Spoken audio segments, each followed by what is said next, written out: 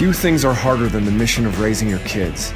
At the Dad Project, we get experienced dads to reveal what's worked for them, offering practical, time-tested advice. Being a successful dad is tough, and we're here to help you get it done. Welcome to the Dad Project. In this episode of the Dad Project, Josh makes the case that the best antidote to a culture of narcissism is fostering an attitude of gratitude, not only among our children, but also in ourselves. Josh is a law enforcement professional in Southern California. He and his wife have 4 children.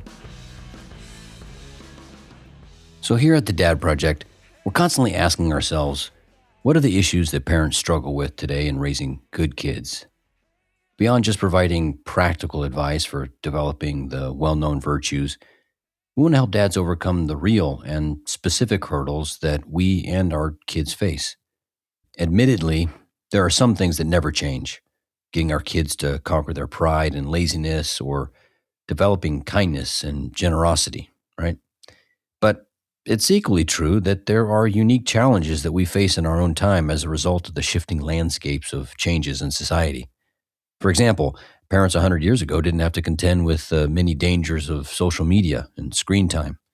And conversely, kids nowadays don't have to walk to school and back 2 miles uphill in the snow both ways like our ancestors did. One of these modern challenges that we've identified is raising kids that don't grow up with a sense of entitlement or who become ungrateful. Victims, if you would, or perpetrators, depending on how you look at it, of the so-called Generation Me.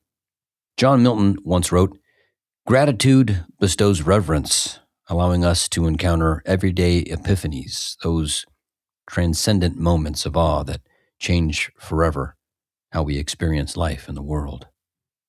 And a bit more to the point, actor and comedian Will Arnett once said, "I'm happy because I'm grateful. I choose to be grateful.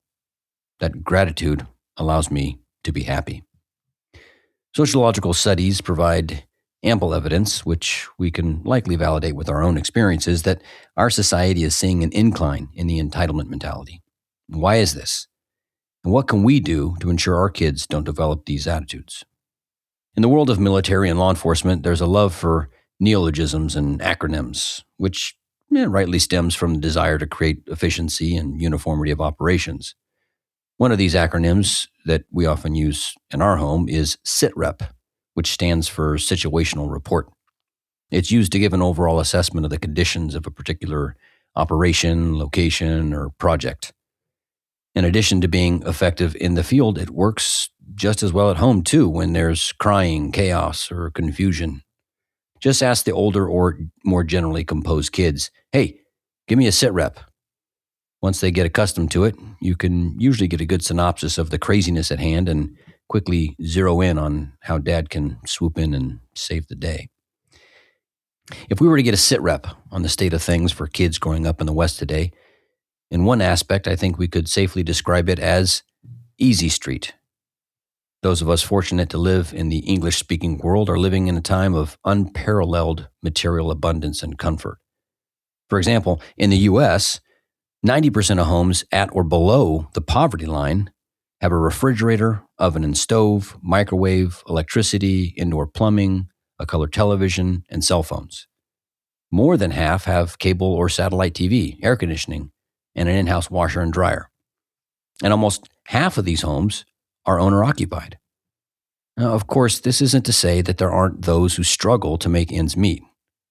Rather, it's accepting the realization that our modern wealth, convenience, and comfort is at levels unthinkable even 50 years ago. And this is why it's such a challenge to raise kids who don't become entitled or ungrateful, so accustomed to convenience and the immediate gratification of their needs and desires that they fail to appreciate both small and large blessings alike.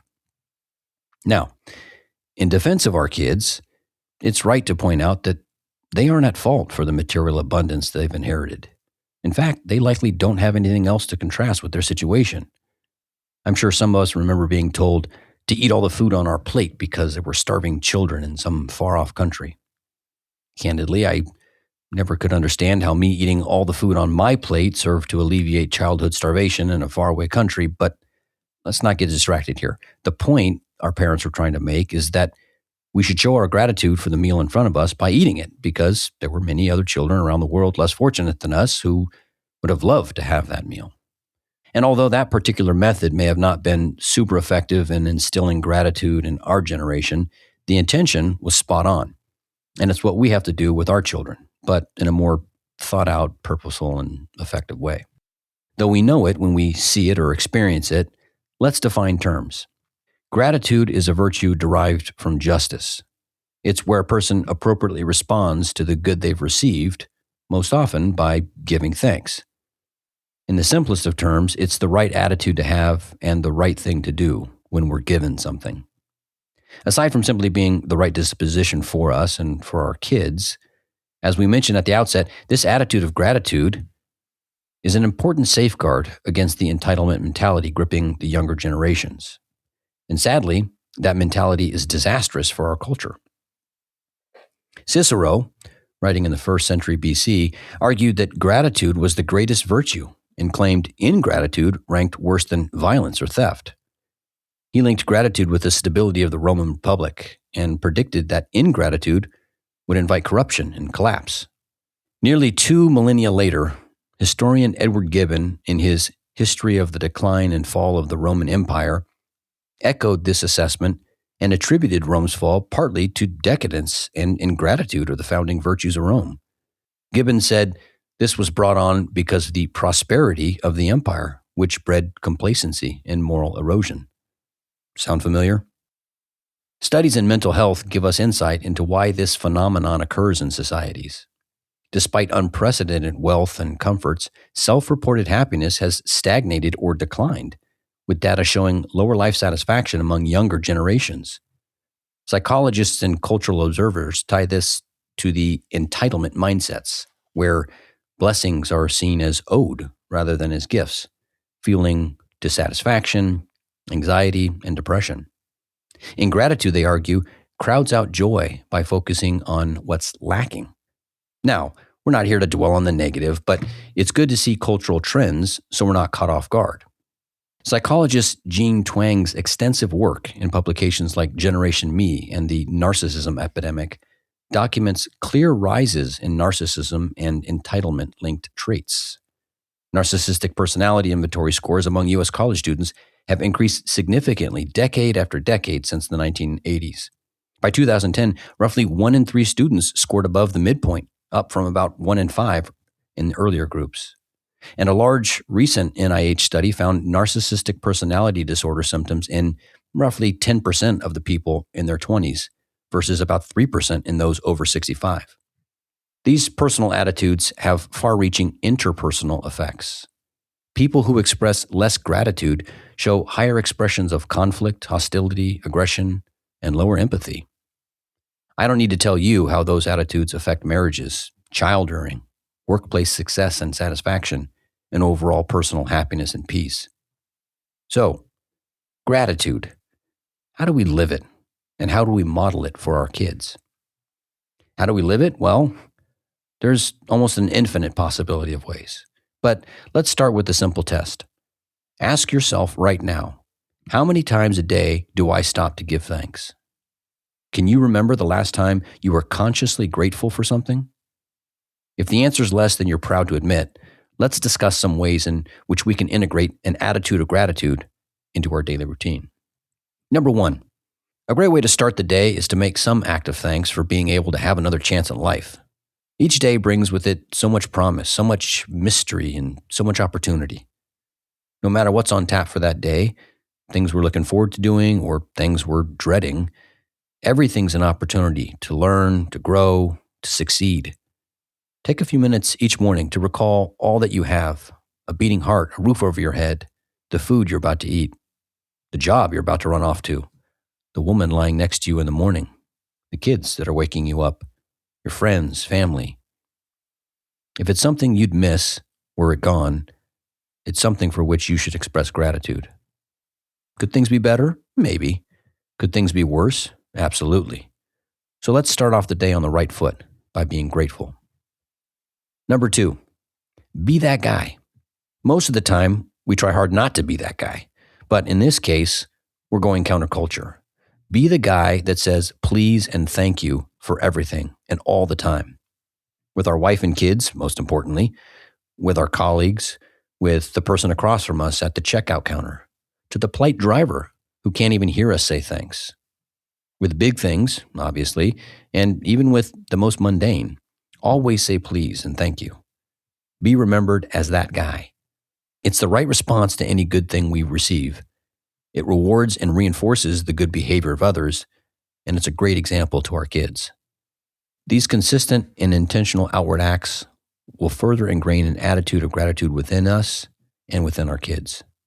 Oh, and make sure to look that person, whomever you're thanking, in the eyes. Make it personal so they know that you appreciate them and that it's not a rote thanks, but instead a sincere expression. Number 3, the most important things to be grateful for aren't things, they're people. Our human nature is such that fulfillment can't be found in the material. Our greatest joys can only be found in the relationships we have with others. In our time spent with our loved ones, and really anyone who's good to us, we should try to develop an internal and unspoken disposition of being thankful for their love, their friendship, or their help. That said, we should also be in the habit of purposefully and sincerely telling our friends and loved ones that we're thankful for their presence in our lives, for all the good that they bring to us, and even the times when there's friction, which, when taken in the right light, help to keep us grounded and smooth out our rough edges. Us guys are not famous for our ability to express our feelings, but there's nothing more manly than being honest and showing appreciation for the people and the circumstances in our lives. Now, I think it goes without saying how we as dads model this attitude of gratitude for our kids. At minimum, if we practice these 3 things we just discussed, we'll be giving a great example. But as with everything we talk about here on the Dad Project podcast, it needs to be intentional. So put this on the list we keep in our phone of the things that we need to do for our wife and our kids. Think about ways your family can practice the attitude of gratitude, ways of making it your own. Maybe when you sit down each night for dinner, have everyone tell one thing they're grateful for.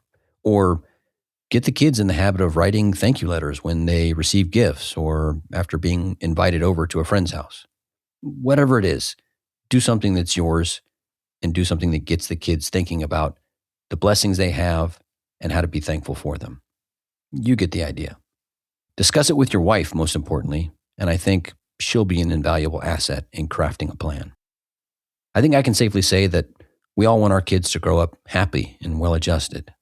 Well, one of the quickest ways to get there is to instill in them an attitude of gratitude. Let's get it done. Hey, thanks for listening to The Dad Project. If this talk was valuable to you, please go to our website at thedadprojectpodcast.org and make a voluntary one-time or recurring donation, or use the link in the show description below to help support our operations. Any amount helps. Catch you next time at The Dad Project.